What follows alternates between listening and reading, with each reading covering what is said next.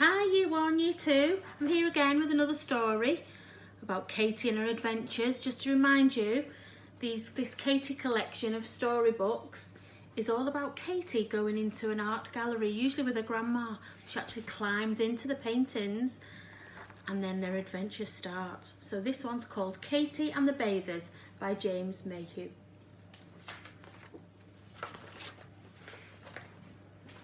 It was a sunny day and Katie and Grandma were feeling hot and bothered. "Why don't we go swimming?" said Grandma. "I'll get our swimsuits out." When they got to the pool, it was already full. "Oh, never mind. We'll come back later," said Grandma. "The art gallery is nearby, so we'll go there for a while." In the gallery, it felt even hotter. While Grandma had a little snooze, of course, Katie found a room full of amazing pictures. They were paintings in thousands of brightly coloured dots. Katie saw a painting called Bathers of Asnières by Georges Seurat.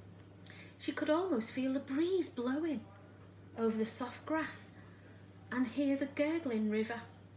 What a great place for a swim, thought Katie. So she climbed over the frame and went inside the picture.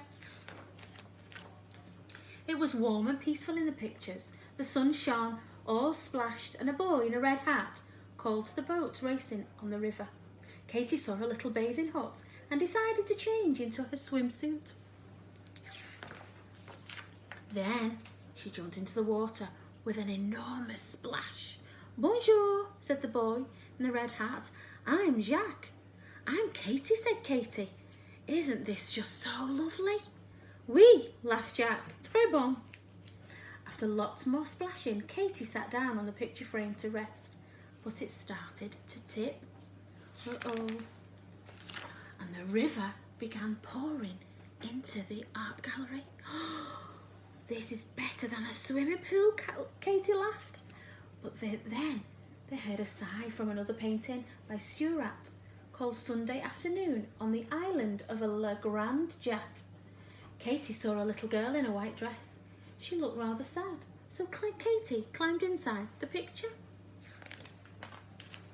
Katie found herself in a park where everyone looked very elegant and grand.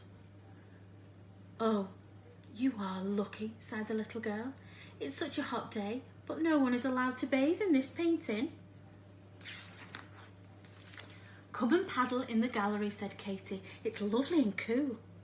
"Oh, Prudence, please say yes," pleaded the girl to her governess. "Well, be sure to keep your clothes dry, Josette," said Prudence.